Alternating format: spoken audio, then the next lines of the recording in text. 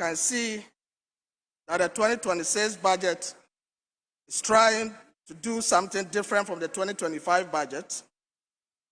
by introducing some efficiency measures in the administration of tasks in the country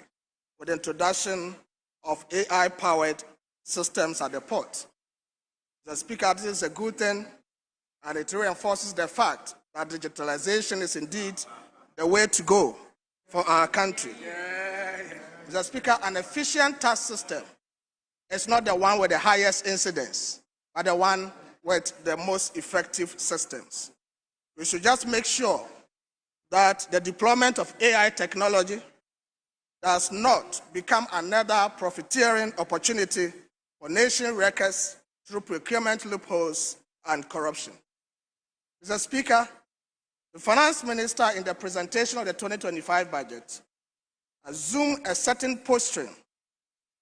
to impugn and make mockery of his predecessors because they missed some targets during their budget presentation. Today, barely a year down the line, how does Minister Atuforsen feel when he has also significantly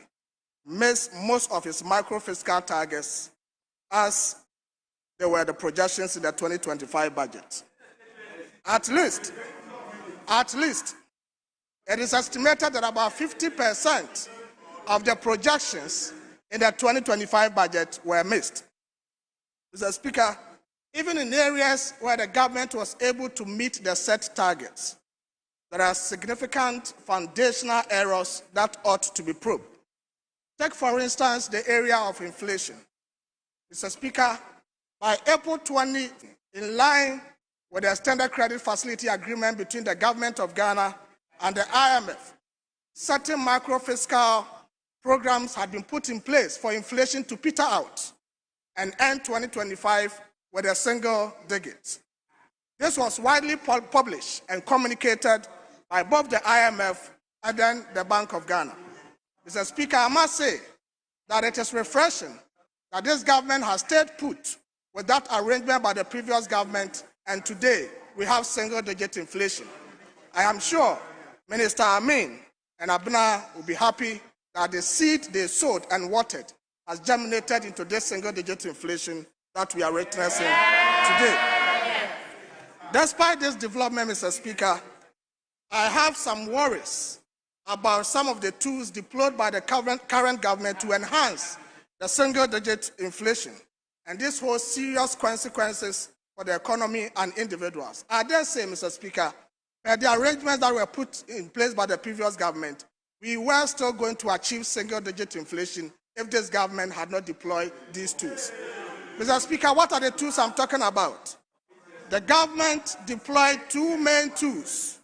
in 2025 to enhance the attainment of the single-digit inflation. One is the sterilization mechanism from the monetary policy side by Bank of Ghana, and two is the excessive fiscal consolidation by the Ministry of Finance, anchored on delayed payments and arrests, just to let the books look good. Mr. Speaker, what do we say when we mean sterilization? Sterilization simply means that this government assumed that there was so much money in the pockets of the Ghanaian people and therefore decided to siphon all these monies back into the Bank of Ghana, depriving households of potential disposable income and increased consumption. This is what the minister did. Mr. Speaker, if we read the budget statement, paragraph 248, the minister states, and I quote, "To contain monetary policy expansion, the Bank of Ghana intensified open market operations in alignment with its disinflation objectives. Growth in net domestic assets was curtailed through enhanced stabilization and reductions in net claims on government." Mr. Speaker, this is so interesting. The minister states a total of 62 billion cedis was sterilized year on year through open market operations from Ghana. Mr. Speaker, what this effectively means is that 62 billion cedis that should have been available in the pockets of the ordinary Ghanaians for spending on the markets have been siphoned back to central bank by depriving the people that opportunity. Mr. Speaker, the interesting thing is that next month, December, Christmas is coming.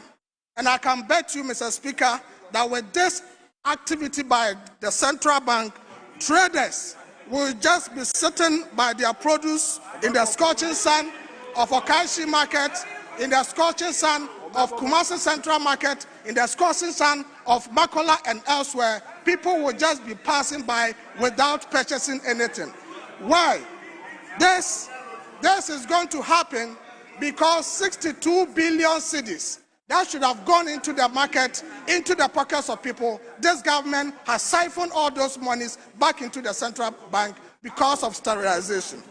Mr. Speaker, traders are going to be worse off this Christmas, and that is going to have serious consequences on the economy. Mr. Speaker, come to think of it, has anybody thought about the fact why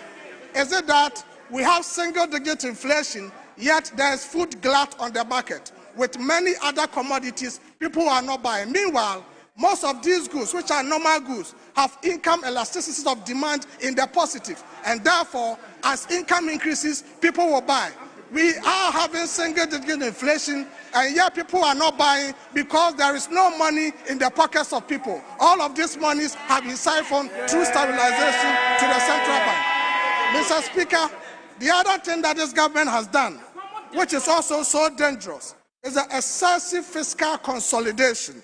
Mr. Speaker, this is what the minister calls fiscal discipline. Mr. Speaker, with all due respect, when your incompetencies combine with poor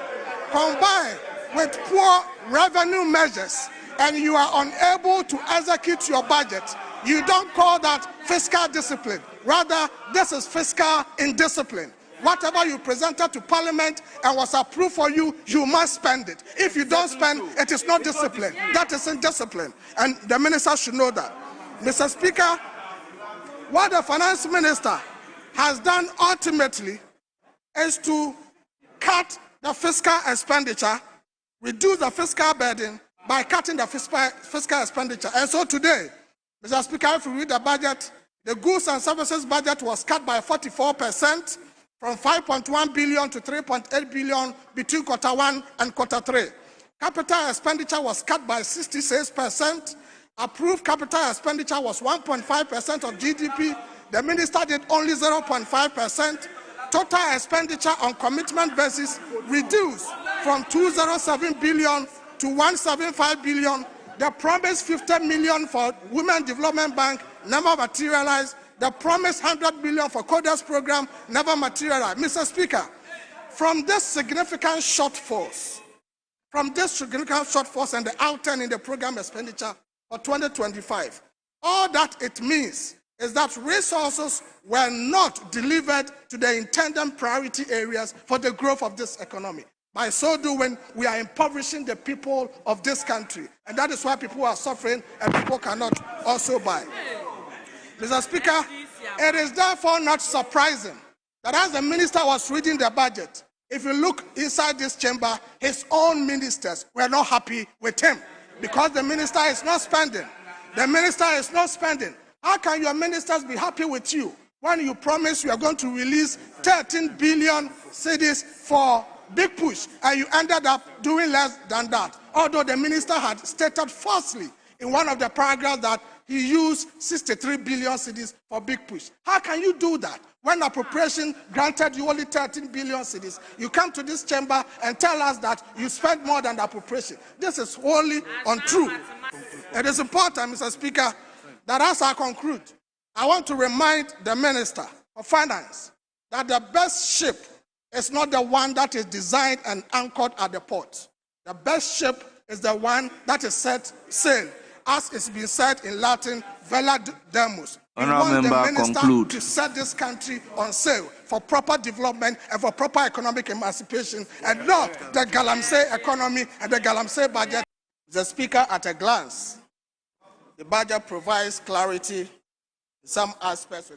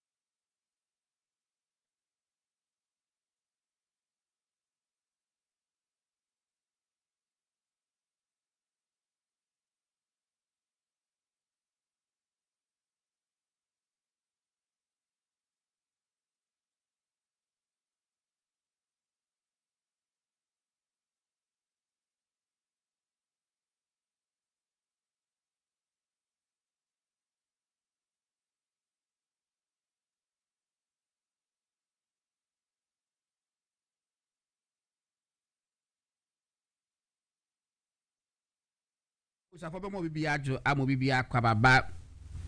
won to me radio 95.9 movement television so program in the Ghana nti ye feme Gordon Asare-Bediako na nanwumre no ya saba betena se a Ghana nti ene ya betena se ye so anopa ya ba se no ma ye de tia pempem saa ma ababeduru no so abo apam se ma edum yinu according to me studio clock ene no ye body tell na kusubi ekwa ebu akwa nti no by 8 o'clock on esi edi egu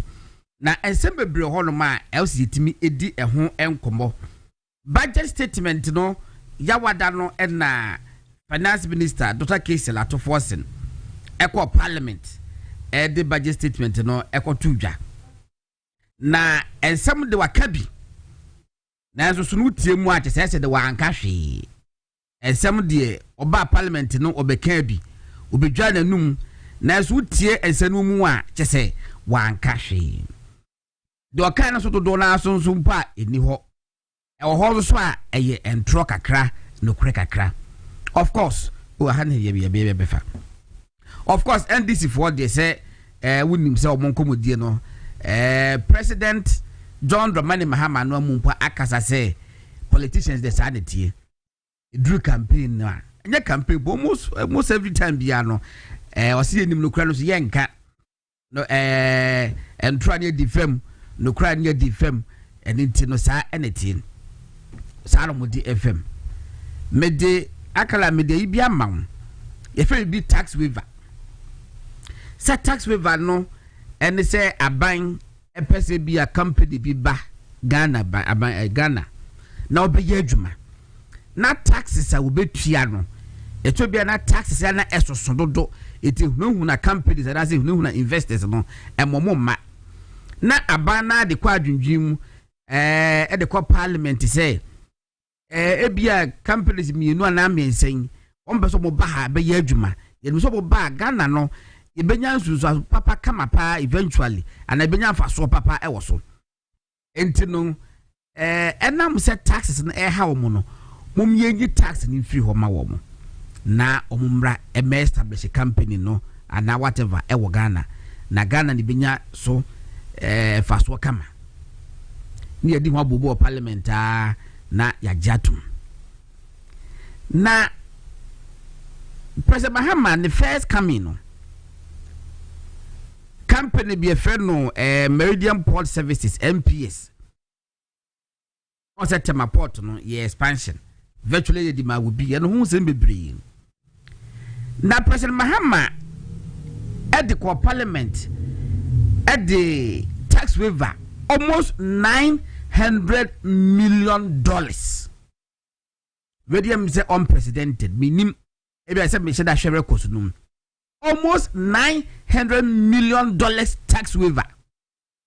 And the my MPS for that was $832 million. $832 million. And now omodema MPS for say omeye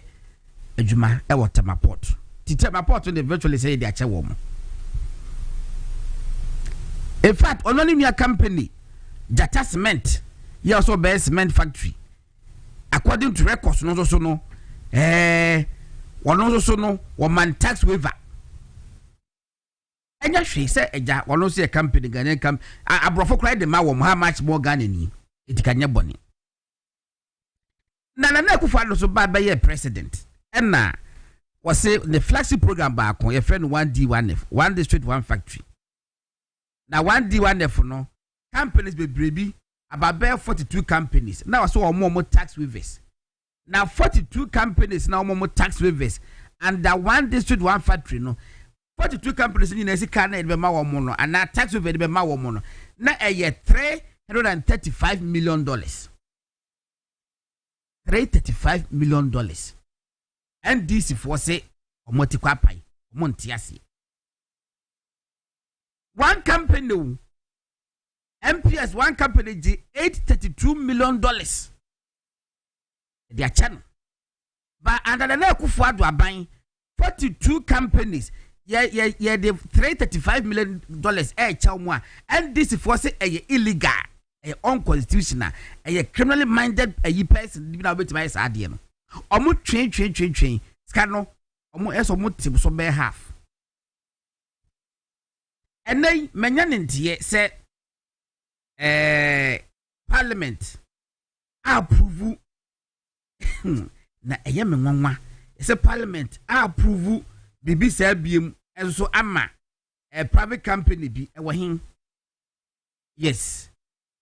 Say Parliament approves 10 million tax waiver for Tata Consultancy Services. $10 million. Any me that's it. Enti President Mahama ba enrechi ye. Ono de wa hu say otimi the tax waiver ma. Ama ya man so ampa o e da hwin. Parliament approves tax 10 million tax waiver for Tata Consultancy Services. We ended that win. And what's the previous one also? Was say we will not approve tax waivers loans. It will be it will be burden on public purse. Minority leader. Ah, goodness.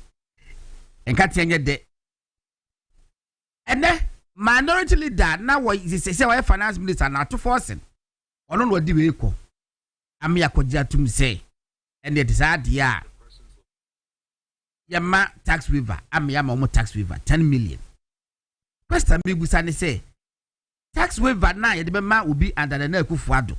And then the bema will be under Mahama no. Me pam to difference be ni wom. Difference be ni wom say under na Nekufuado die. Yes say yam penny na ebeye burden on public purse. Now we no we the any burden on public purse oh. Oba kwa fuom e wo mo constituency e na makwa na matuaka nwanwa the tax waiver no ibedi eho enkomo kakra akala mesama wade bi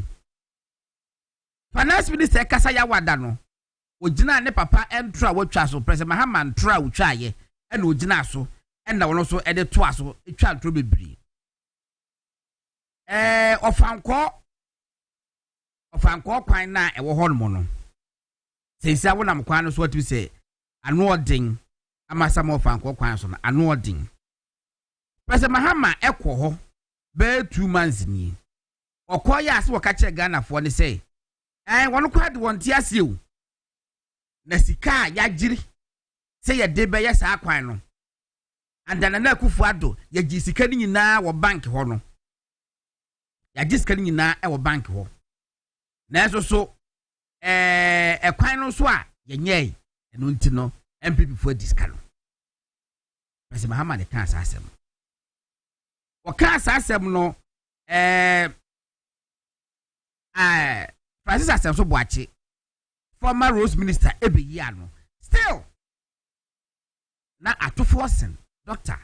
eda so e kan asem no parliament say ye kwan no sika na asie nya ni nyina no sika ni nyina aba ama Ghana fo ya diska no eso na Akufo-Addo ntime anwie kwan no wa diska no na woko such wicked propaganda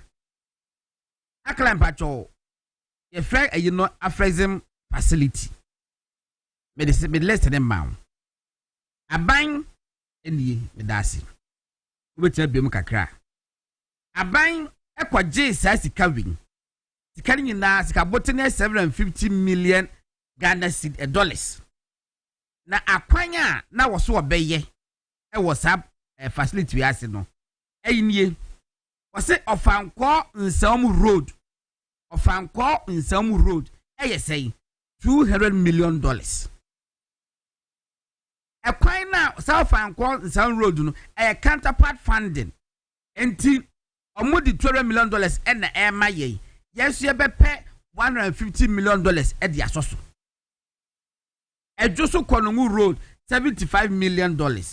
completion of Nsam Apedwa road $10 million Swame interchange local road network project $47 million completion of Flower Port $35 million completion of Sofola interchange $35 million construction of Kwabenya Peduasi road $10 million Completion of Eastern Corridor Roads 5 lots 5 and 6, 70 million. Completion of Anti-Chrome Adults Road Project, 98 million. Purchase of rolling stock and spare parts,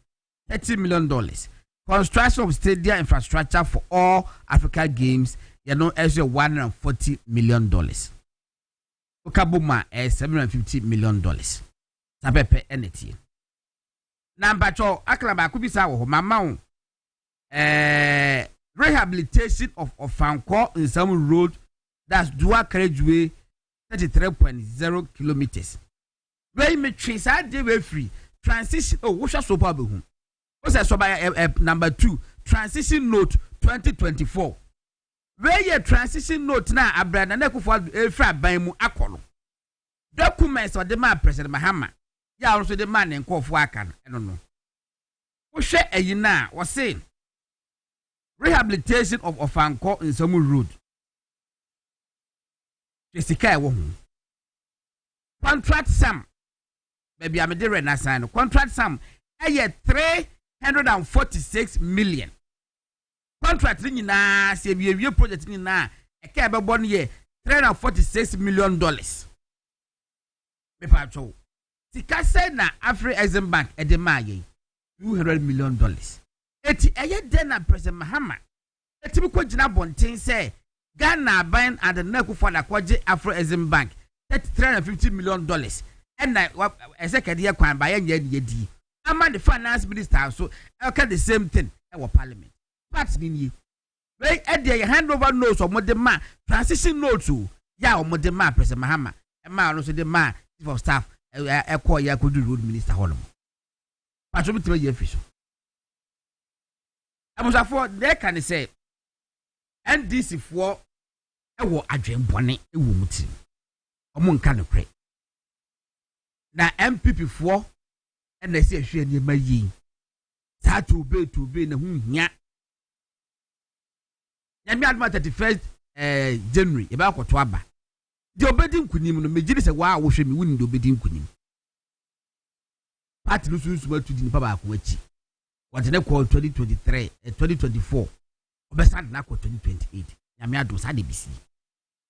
etu person contest bia wo so ye nipa wo ye MPP ni mapa waboa party ni nimu le mo mamu nya niema e de ntokwa beba enei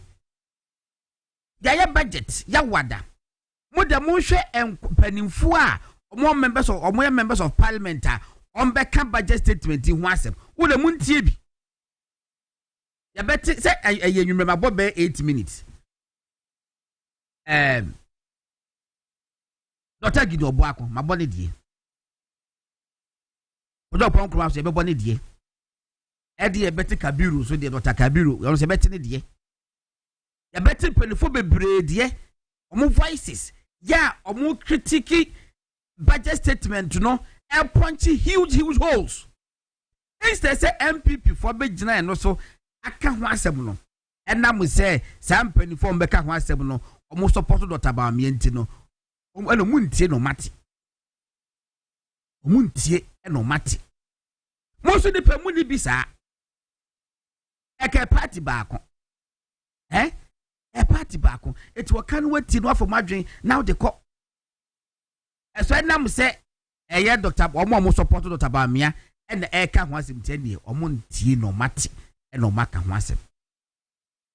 ye besre o mi nhwe ni mayi Dr. Edwin ni Obuda province Dr. Edwin ni Obuda province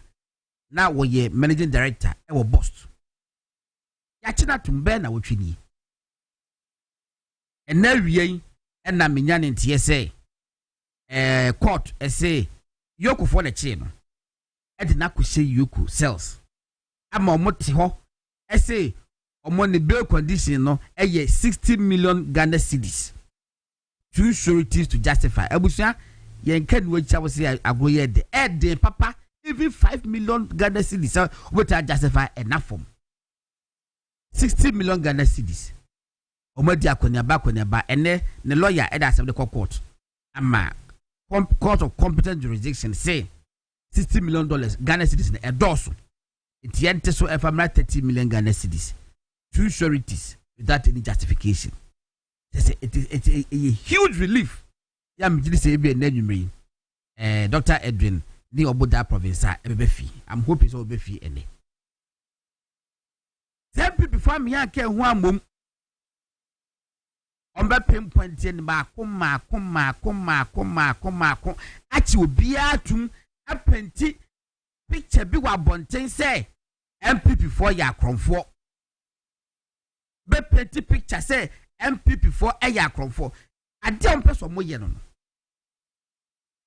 Na MP before you united that we shall be a diamay. Friday, honorable minority leader by Obekan was asking me what Obekan wa what is the rule? And yes, sir, on my picking Makum, when we are not united, on my boy Rayamu, on Quachiwe was a rainy paniachino. And they say, we shall share you that. Obo man one supported Otabamia. Now, Yachi will be a former appointee. As if we said Nipa Koni, no, was a been producer, or appointee of Dr. Baumia. Now, I appointed Dr. Baumia, so MPP ni. Now, Masha Datro, hey, now go for Yachi media. I say, always be so good MPP for any massy, and now Moye. Me, I was MPP new. Bakoni MPP ni. Now, much almost say, Bakuba must say, say, Yoko team. It is a former appointee be a betchini biano, or Yoko team, or more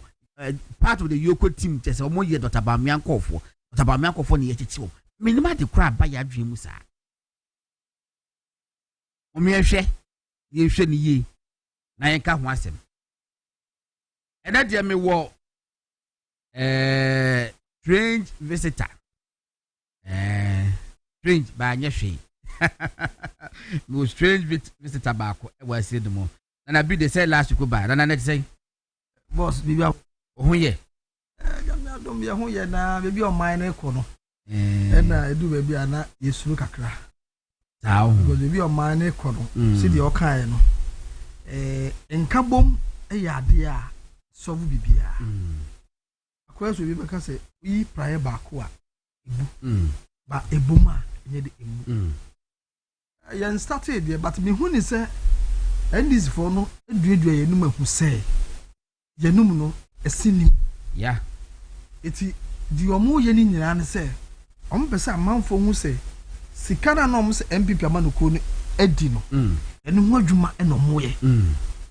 It's a no be on baby and a young from Son. Benya MPP nibi action. Na quest a catomo no maso. And now,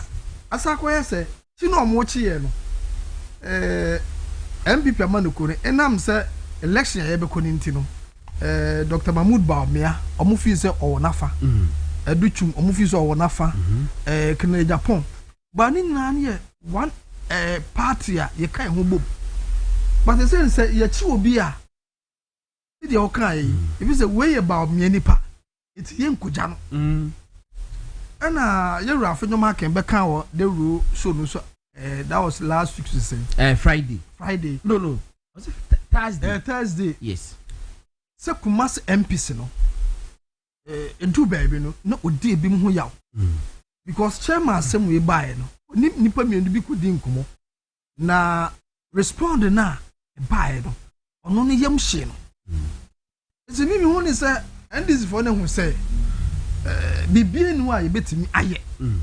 Na say MPP amaneku no ye ni se na ye he a ye bi giant no. Omo mfa na kwan so. Ankanya sa MPP amaneku na yete ho na sa no ma be koso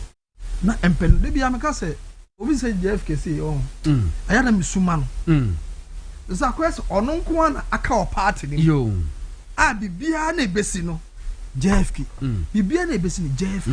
na ye busa se omo maka omo wo hefa yo se oye executive na yera godon se untimi enyi wanum en support ni pa mu se obi ti se vice president former with the MPP amaneku enim da it wo ye den a owo was small be a met executive no more respect be on the man because of say why vice president that any executive krampa Ghana constitution no and my respect say Dr. Bamia obedi vice president be mo obedi one obedi president be mo Ghana be sure na busu atese akopon be frɛ no baby bia una wo so yesikani said day una wo bobra wo said day baby bia Ghana ye betu say Ghana for ye ba baby former vice president the pedigree na would depend on us it we den ya ne sa we asset na den me ba wo me ba honom ma me ma minimum so for dia on this program dey be friend sir but we feel independent no cappuccino ene wa ba sim capo net say nyame adom boko boss na won so e nyame adom boko ho ye nyame adom me ho de ye but abrante do obon was ho ye akabi bi o yes okay yes no cappuccino yes sports na wo ye met maka say wo ye utility player most of the time kwa news we say man no mo twetwe ka be ho say capo the tiswe na je say we try to mama ye a doctor for so am so ma o capo say no na medical school traditional medical school it be ya maye na wa ba it the capo aba be join ye na capo before be call issues no so no esi say no pa no na ye via no ball no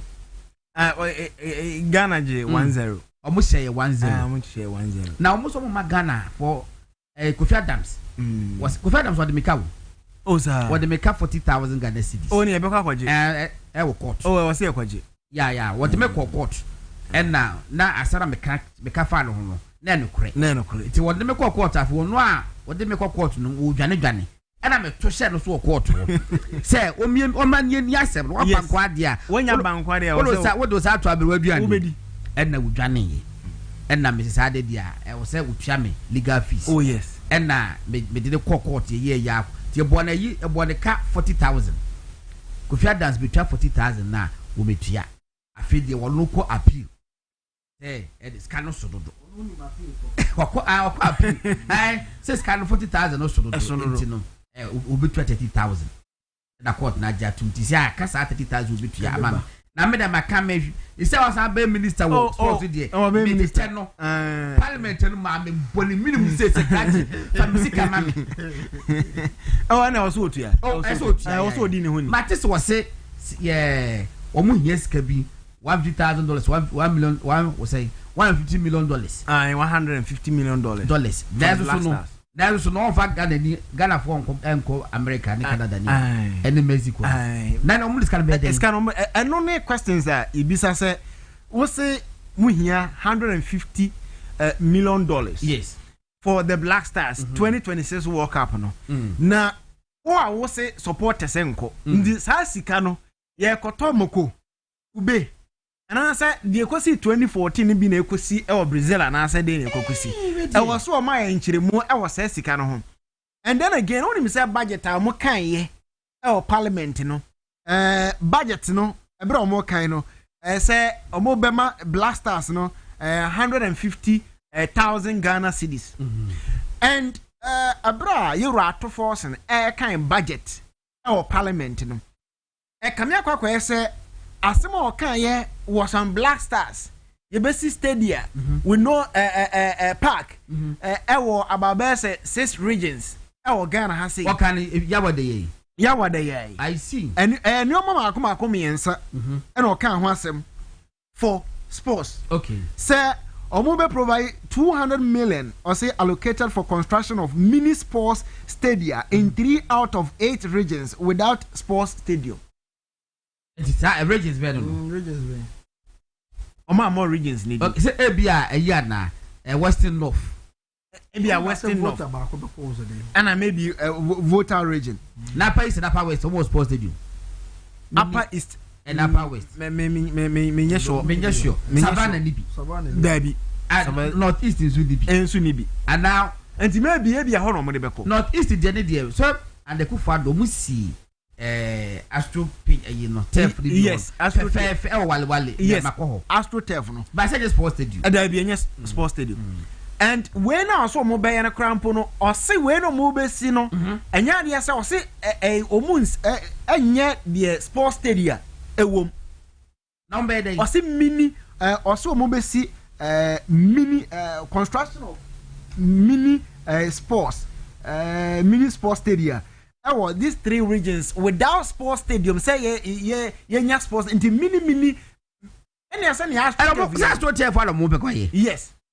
and what be and answer you be see park and answer be see sports facility without a park ewom enti how does this benefit omo no because e bia okoye tartan tracks ewo baby without say we pitch ankasa eba so a what about the omo maka mo talent no aye football e was our region no those people don't bear then enti adia wo maka so to me I'm it doesn't make sense ma me hwe page no na me hwe yes to me it doesn't make sense and then again say for athletics volleyball boxing we any idea omu si sa facilities no omu si no ebe cover athletics volleyball and boxing without pitch be baso enti say okosi bibi to say western north binu mi no nyina nim say eba talent in football anya wonder you free no Charles Taylor yes omu free western aye enti no ka jam say okosi this mini sports facilities no without say football pitch ebe baso a na okasa asem we kire okasa asem kire nipa a wote saa empatem ho a na so wabu na bo e say e volley nimbrikatuo ne yes e kwa no mkaye no ho e no mkaye no ho de adenti na yan kampo mu nyina na omo e be yi omo no yan fo mo ma regional level ai ho no omenya saa facility no because now football no dominate that football has always dominated Ghana. No, you were lesser known sports yes medals but a bar say Ghana dia passion of the nation football okay and you know ta dia o maka so mbisi no me ne o mo nya adwen and betimi a o mo san so nwine ho biem papo me so ya de mame o hwe last year budget no okay this year budget now mo ye no yes sports do mo ka so mbeye ene de o maye for last budget ya ebendi aye na da bia nke kan besa ka wo hwe ni ye na wo betena sia na nke keka the what budget mu say ye baby said ye we are working okay also mbe ye say 3 regions mu ni sade no next year e ba be nyame ado be June e se ekusa ye ho say saa we no mu so be si no masia na so musi enti do mo ka so mbe ye no e se ekusa ye be busa enti e se okohwehwe say de mo ka so mbe ye no e wo hefa question ba ko ni say yeah Blasters are qualify yeah call US Mexico and the Canada akobo World Cup you see here $150 million yet yeah in first supporters enko as any say supporters say no must take asem no and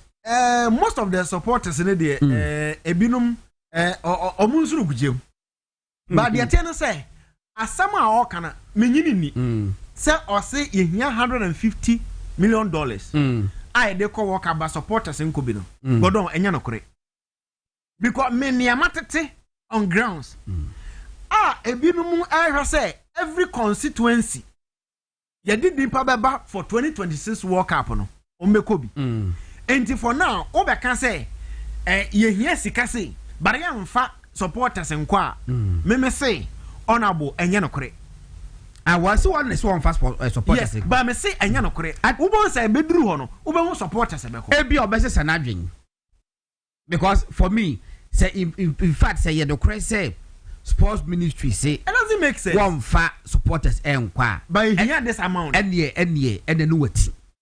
And what say what the supporters echo. Yes. Who are regulating no say what if I say utika say you 5,000 enko yes by betting you nipa 100 and your mako and one for muko and no better say but to say yeah supporters enko me wa de be no bi kwa na wona wo ma enguase na some na obeka na obeka na say okay and go on with sa amount minister say here $150 million yeah e dey World Cup na World Cup no kwaje amount e wo so ye say and na wo here $150 million e dey World Cup say be omo pay DM ni ade baby on bed hotel facility, any training facilities in and the man the boarding and the boarding, but Baron say Ghana qualify, you know. Sika FIFA Dema Ghana. Ghana to participate in 2026 World Cup before and some year back on FIFA ebe releases ka ebe my sika say be a total estimated expenditure. Enti say we here 150 a ye better FIFA dey free 50 dey 60 dey at free na saka 90 and anya sa even na the FIFA dey be ba no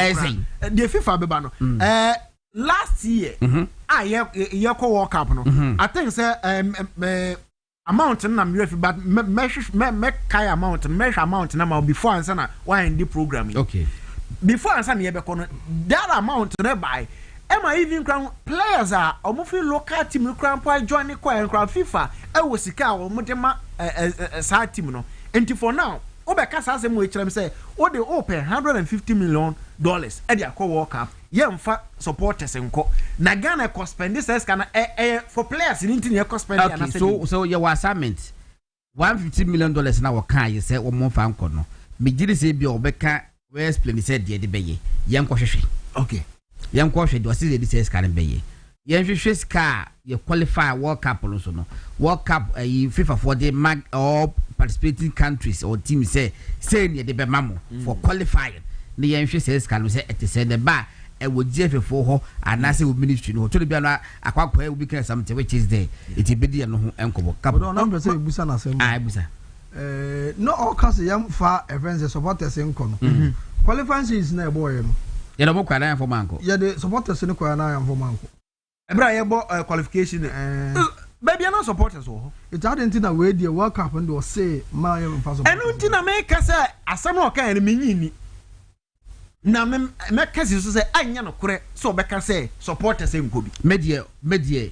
we for the meantime fa dey say sa no waka but ye beka che say won say sanadwen me ko kata yeah omo a ekọ kata ko hwe ball and no pako ebi da so holo ma omonya job opportunities a omo ba back to Ghana be yo monkrata ye ewie no mo sa ko ya omo ye adwuma ho ye be sere menye so say that is the buying decision you know the in fact kemu be hey kasem be si anyway afeya ma back ala person sa to aso there me free sports okay hi na ma ba ensema me kan no ensema o kan okay first with the budget okay yewra ato forcing budget already here our parliament na no ye you know o ma ye hu say budget na already we no o ma ye hu say si na oba Ghana ha se ya inflation rate 8.0%. 8.0% no ye say e bia me ma me otie kurase 8 ye me a inflation ni na about enuoma bo ne sorokọ ene ne fomba enti se bia metie si abonten so se mekoto kobi meko no e bia se kobi no se na kobi no etisa me nsam ena na 50 Ghana cedis a se inflation aba fom a e wasa ne bo ne ba fom e ma sa kobi no mekoto a metime nya 15 cedis godon pa twa sanity we don pese we na me de twaso enti no sa wo ka se inflation aba fom enu enti no se no obi aho atona okay enya no kure ma men check inflation mu yin inflation ni say wo de fa say penwing ene eye 10 cedis yes 10 cedis no e bi e kira be kokro no na akwa 10 cedis 20 pesos by memene da na akwa ye 11 cedis afelu se ye tutum more yeah afe by next week Friday ade ye 10 cedis no na akwa do 12 cedis 50 pesos na chese percentage na ide tum no ekosoro na afe ye be hwe ne bi percentage na akwa do be 40% afe se teba form a say afe about 25% eya most often than not no enkire se ade ne ye bete so enkire se ade ne ye bete so na emom na chese se nanka first ye betum na from 1 cedi 10 cedis to 12 cedis to 40 cedis no speed na aba form okay the question mu say ni say inflation na what 20 something percent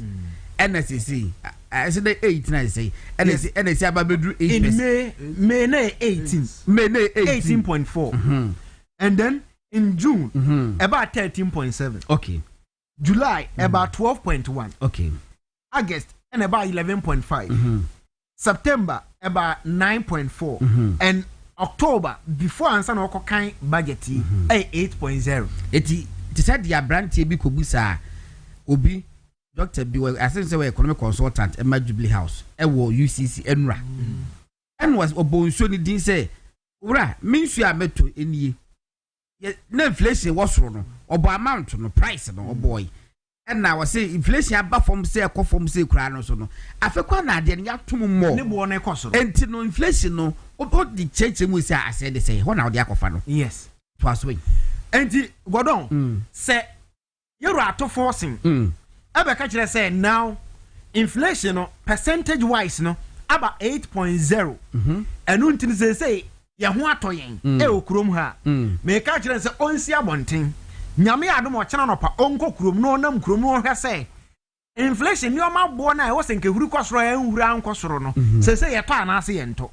esan say me no ka say enipa na ono na mabonten sika no ebi nhye ne botom yes ene wo de akwakoto ade no enti na inflation na aba fom no eso mfaso ben ene wo de ma ordinary Ghanaian na wono wa bonten se opeso oto ne oma okurum sika ni nipa ne botum ba also inflation aba fom and even before that go on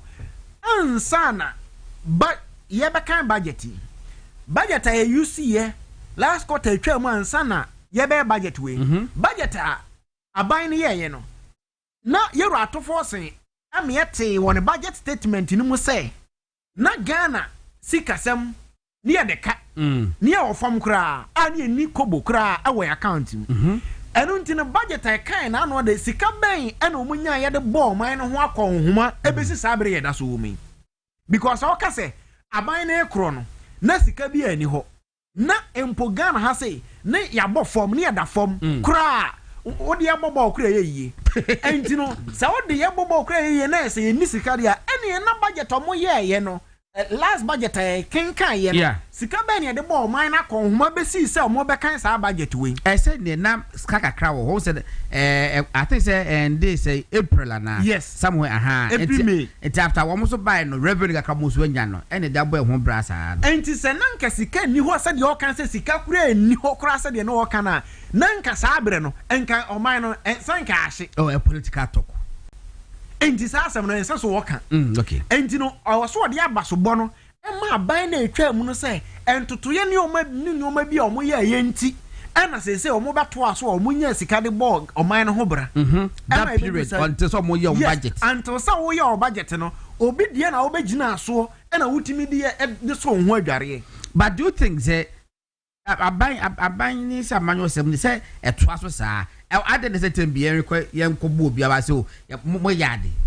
so mo na eka no o mo ni pana ba so but won so ensasa wo ka say na bibia ni hokra me da meka so o ka say na bibia na bi anti o ka say na bibia ni hokra dia ene na de o ye no nya na hen and a valid question yes okay wo si na bibia ni ho enti say bibia ni ho dia de o de ball man no ho akonhoma no unya na wo hen na yenko o be budget and okay no on say tama budget na be baso no yewura friends man finance minister okwo markets ekobisa no ma no enim so be kaya okoi yes yeso akodu ye no ana ma me ba akobisa ne se yewura mo kan se mo ba mo betete no ma so but say ye no ma no kwa ha na ekoso ana ma me ne ka kire no mo so umba be di budget na ombetete so odo ye musa se plantain chips ani ye ton 3 cedis 2 cedis say no the action ye ton 5 cedis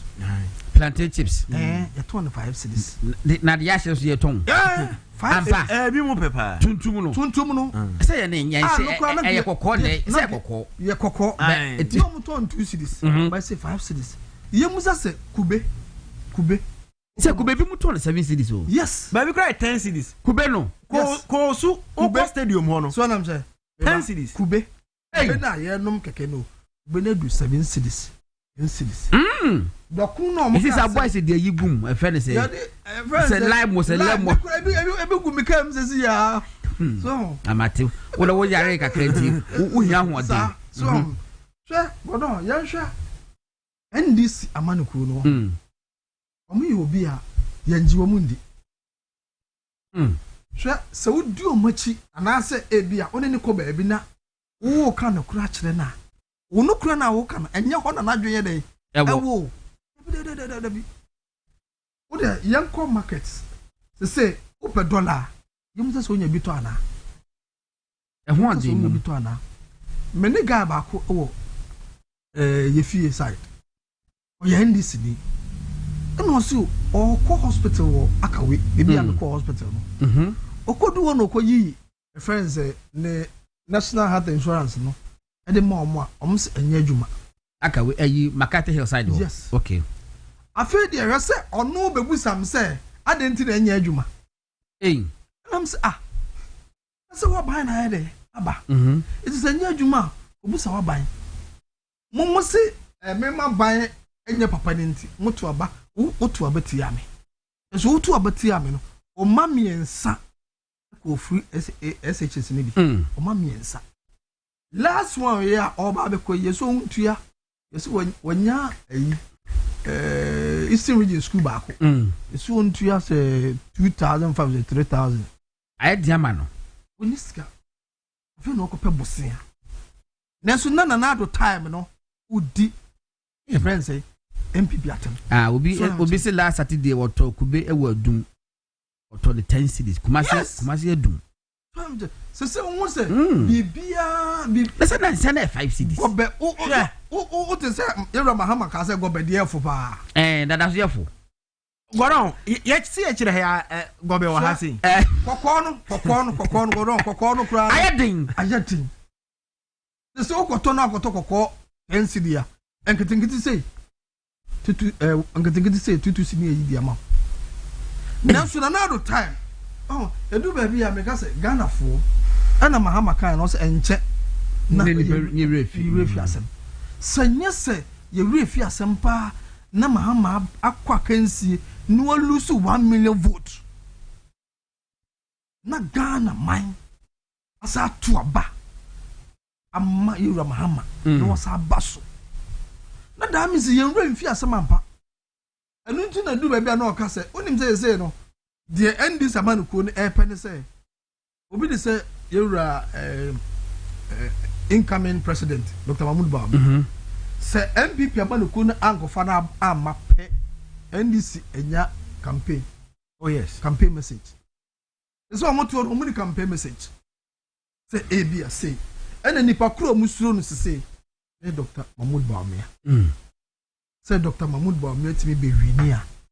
ye bed ema omo musa sa adentra because say godon nipa na ebani na nipa 5 ni nyina omo nyina enmunyam wo mani omo na enkrofo a omo yakudufo omo betimi ayeden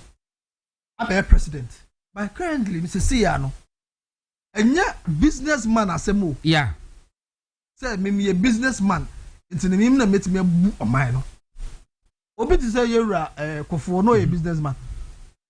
Okay, so what? Don't worry, I got 5 minutes pay na wa baba ko mame fa 5 minutes in the markup about MPP internal matters said the enkofo esi carry wo ho eye campaign no na enkofo ka say if you are no united that victory intimi ma enya politics monko ewiase nyina football mu kra sports mu say munye united that tambia no say there's no telepathy we the father we the afar ni ahye into no minim wo watch from afar no who ni say godo me da say na eba NPP as a party tambia no eya na se de minu edi kaka se praye wi ba ko ebu o kabo mu emu se NPP amanyuko no anhwa antena se na we anya se ena me na me ye we ena me na me di we ba ya yan kan hu se wo ka se me na mahwa amanyuko no me na ya amanyuko no sei no e ba na sei na wo be hwa amanyuko no amanyuko no na bo awo tie ne ye ogodon amanyuko no na bo awo because wuntimi nkan kira me say na wo osika na so wo bibi dada ansa na oba manyuko no bara oba amanyuko no na bo awo aso wasene ma watimi anya bie nti se wo yibi di ama amanyuko na ense se wo kwagina ba bi na me na mayese na me na mayese saa de no even sa wo abusuam na godon wo ye obi a wo ye na me na maye abusuam sei na me na maye ma obi a ohu be obi ahi wa abusuam no obi ahi wa abusuam no hu be obi ahi wa abusuam no enu nti se wo abusuam mpo na se wo ye bibia ama abusuam na ofuru opem akoma mu ye ma abusuam na abusuam na be kire se oh enipa asumasi aboa yan wa abusuam no ti enye se mfa ma nipa bara enye omo na abakwa kwagina abusuam no so kwagina abusuam pani anim ena me abusuam me na me si abusuam fie ma mo ena me na me to abusuam asase ma mo na me na me yese ma abusuam da bi go don wo yesa abusuam no kwa mpa wasem sorry ewa abusuam no yeah enu nti sa wo ye obi na sa wo tesa e wo so sa free sa de no go don say ye kase NPP amanyukuo no 2026 ekoto abakọ akoyi okanini a na se wotena se wo ye CCC se enipa ma akọ enum ye a wo ma bai hwan na mento aba mfa ma na me pa cho wonum a enipa ma akọ enum ni nyina no obia nim ewonyam facha be o ba gota be table no madaf ba kwa NDC ni pa o ba unje bi hand bi aguti na wona ma chia ya makwa ba da ye kan kube asebi ye kan dum no in fact nya dum nkwa no to bi wo wanji otubi wo wanji to 10 cities hello busa de say adan was in fa Ghana for na ye kunye ho yes ya de da bi ye kan ho asem kan ko fo bu afu yes profiteering yes enti go don se koba na say enipa ma akoma enum yi o pese obi anim onyam bara hwan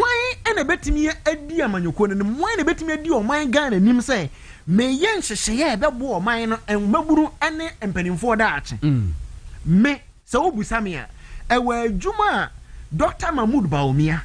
ene na ado ye no meka kire o say eye Dr. Mahmoud Bawumia ene ye obi obetimi adi amanyoko ne nim okay eno no ye obi nso obetimi ni NDC amanyoko ne de se eni akwakopiri tumi no na ne nti a ema meka ne sa ne say hwe Bawumia MPP amanyoko na ton ne dada enya afa na wo kofa Bawumia kwakogina ba bi say obo obi obo ne din akwara a wo Ghana ha nim say Bawumia ni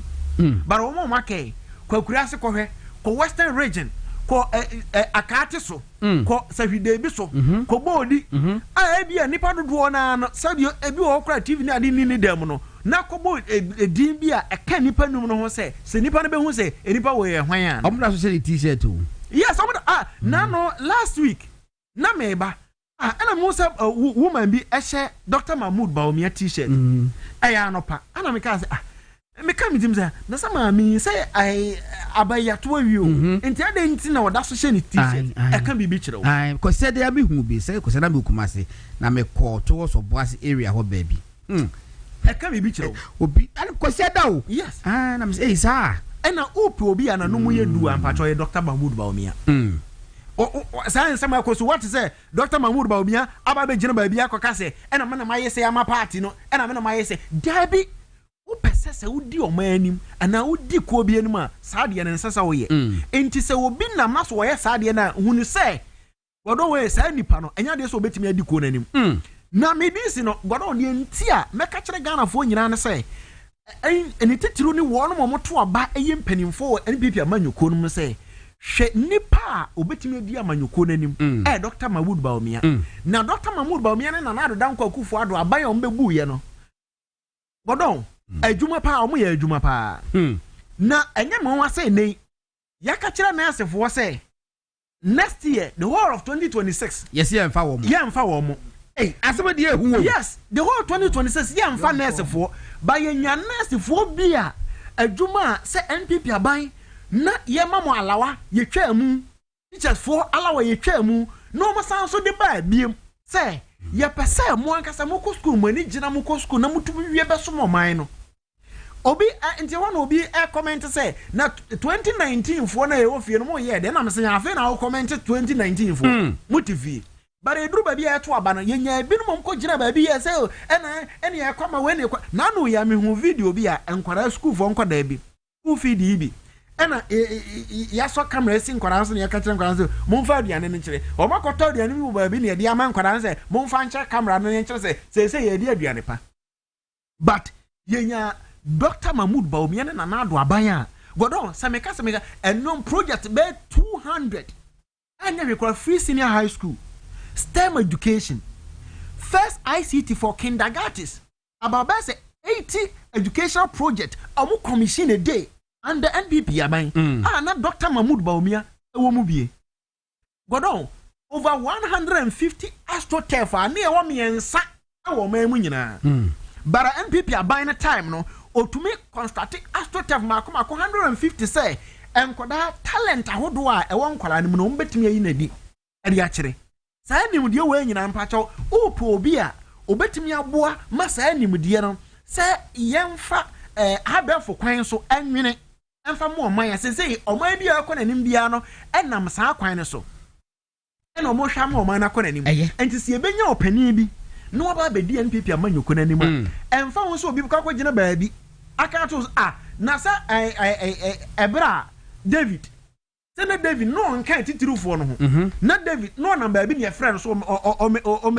enso be di anim obeye ne ye enti so obi ko gyina baabi ka se na Dr. Mahmood Bawumia ba da ben a me pa cho se nipa no se de onyame a de ahencha hye no no emfa ho ne baabi a obegyina ka asem bia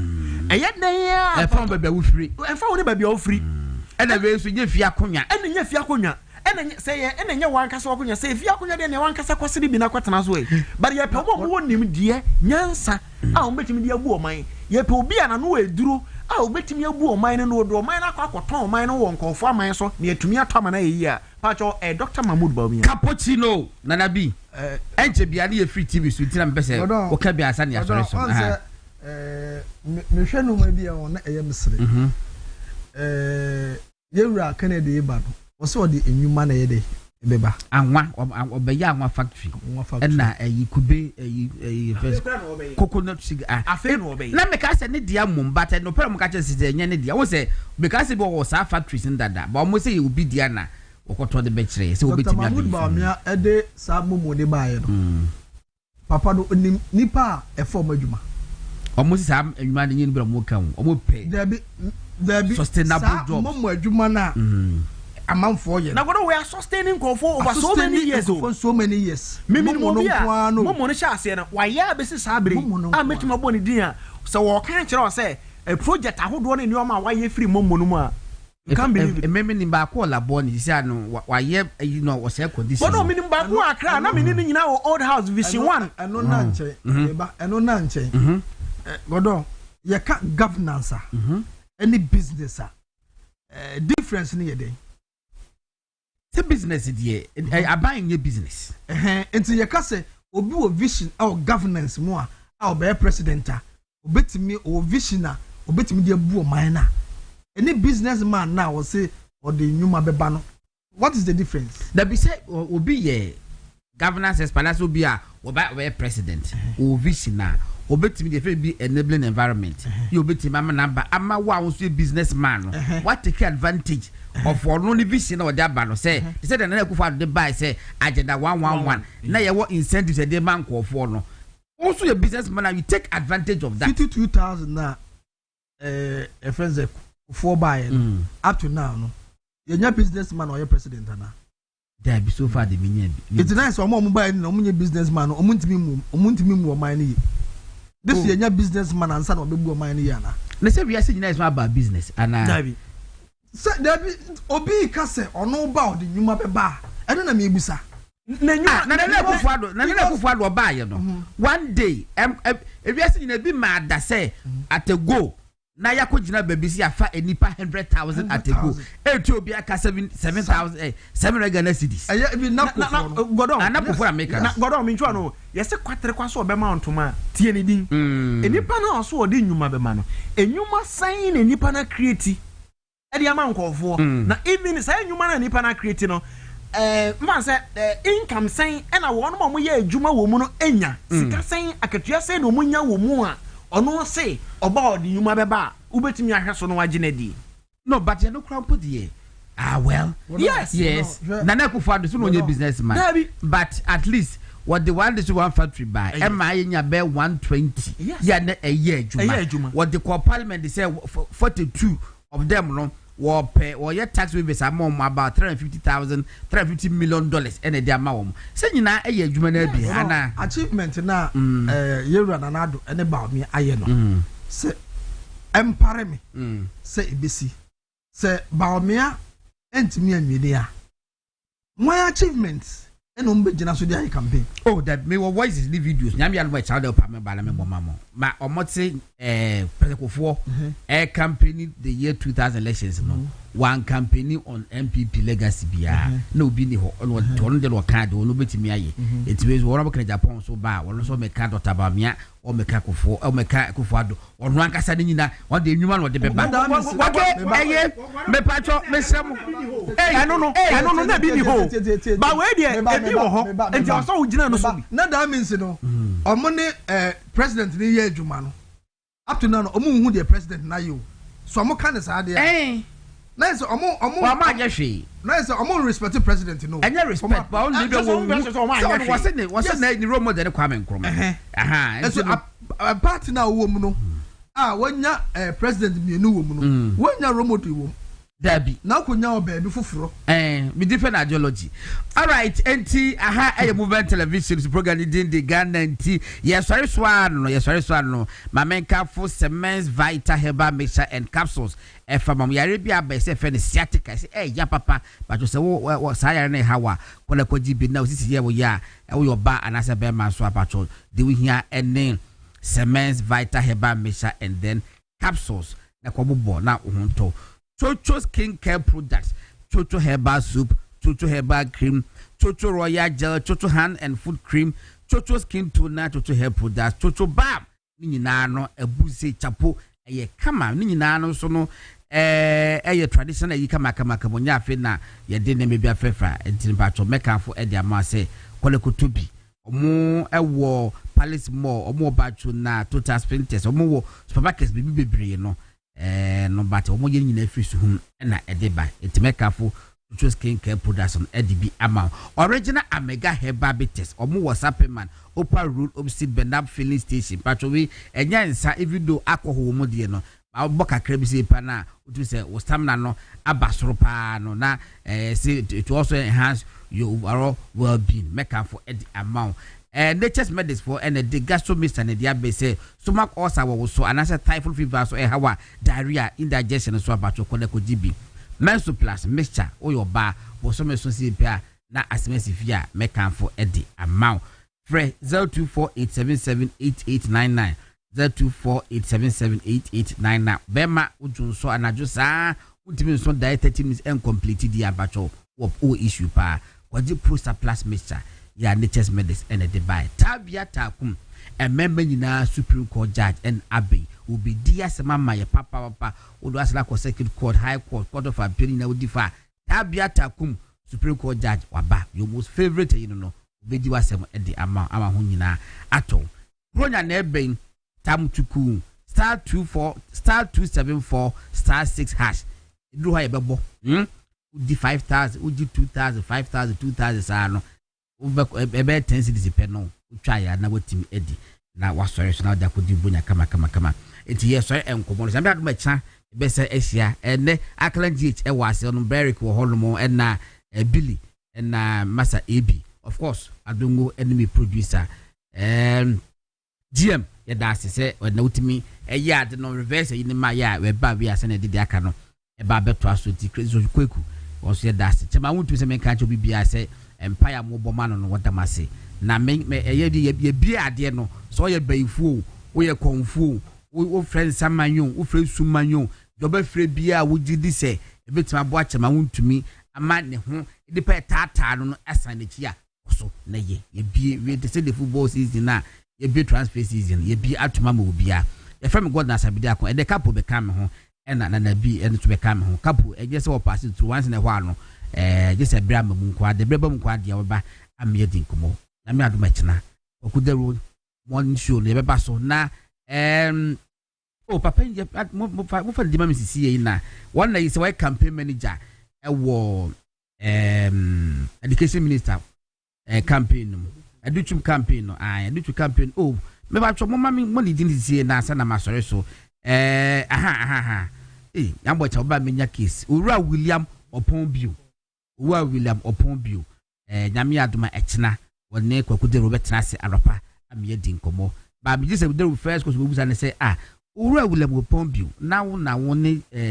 Robo Japan mo ye business partners ya my business abuma and amosa obose obekwa contest na in the campaign manager na ye day and na woni ne